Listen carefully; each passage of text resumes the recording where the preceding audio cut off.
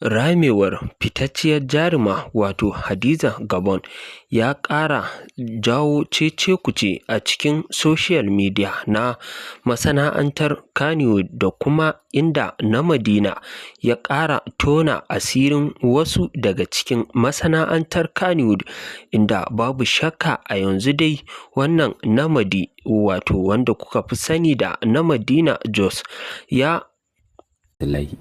na Madina ya shiga hannu kan ƙazafi ga 'yan fim.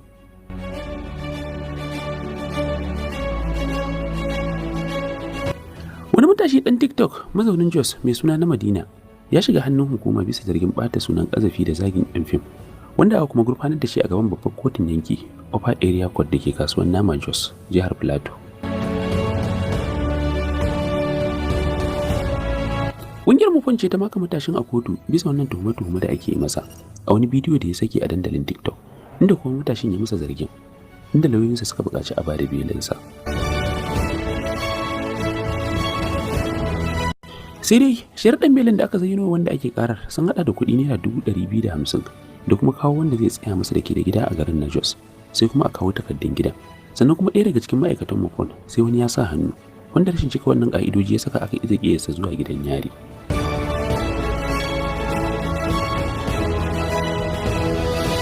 Sai dai ko da bamu samu bidiyon kazafin da yawa 'yan fim din ba, mun sami bidiyon da yake ikirarin tona asirin 'yan fim din da ya bayyana suna aikata laifukan maɗigo da luwaɗi da sauran zarge-zarge, kuma ya yi ikirarin kama suna.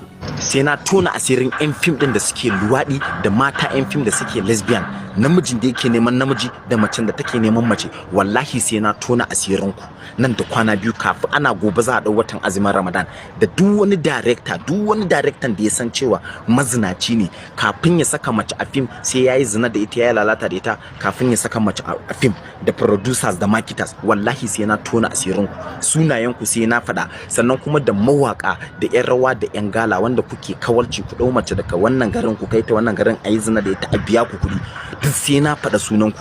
Zan ɗauko alkur'ani izo 60 littafin Allah mai tsarki mai daraja rantsi da shi, kuma ba wanda zan masharri, kuma da hujjoji masu ƙarfi. In ka ji baka ji sunanka ba ka yi ne, amma wallahi in kana yi ba abin da zai hana ban faɗa sunanka ba. Duk abin da zai faru ya daɗe bai faru ba, ba shigin da nake tsoro. Prison ni mutuwa ma bana tsoronta wallahi talai, ko a bakin zaki ko bakin kada nake sai na faɗa sunanku.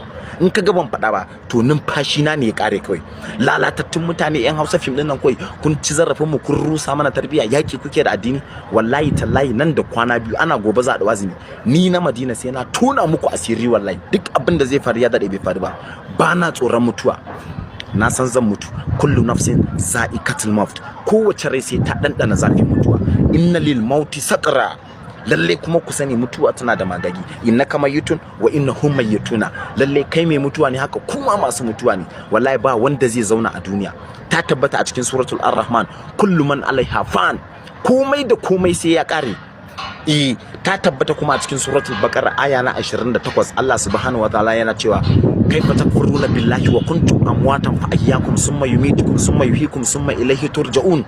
Da ba ma nan Allah ya zo ya rayar da mu, kuma za mu zo mu mutu, kuma Allah zai tashe mu, kuma za mu koma ga Allah. Wallahi sai na abu wannan ɗin. Ni ne na Madina ɗan garin Jos, kuma 'yan fim da mawaka na garin Jos, wallahi ku sani zan taho kanku, duk sai na faɗa sunanku.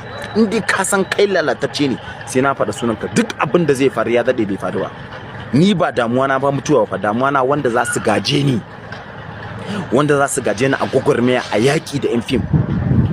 In ji tsoron ɗan ludu ko 'yan lesbian.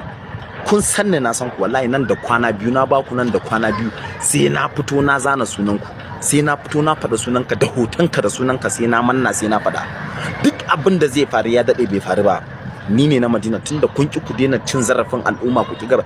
Kai shekara 20 baya da ya wuce, duk wa'annan 'yan matan fim ɗin nan da 'yan mazan nan da 'yan kallo ne, da ba sa fim. Shekaru 20 fara suka wuce, da wallahi kallon fim suke yi, suna ma yara. Kwaɗayin kallon fim ɗin ne ya saka su kwaɗayi da sha'awa suka zo suka zama 'yan fim. To ku yi tunani nan da shekaru gaba masu zuwa, wanda suke kallon fim yanzu me za su zama? Aktoci lalatattu da mata lalatattu 'yan lesbian. Duk ko 'yan TikTok ɗin nan matan nan da suke wannan barnan daga kallon fim ne, da kallon fim suke yi. wasu kuma sun yi a saka su a fim din aka ce za a yi sai an yi amfani da su kai wata ta dawo TikTok ta zama jaruma a TikTok duk haka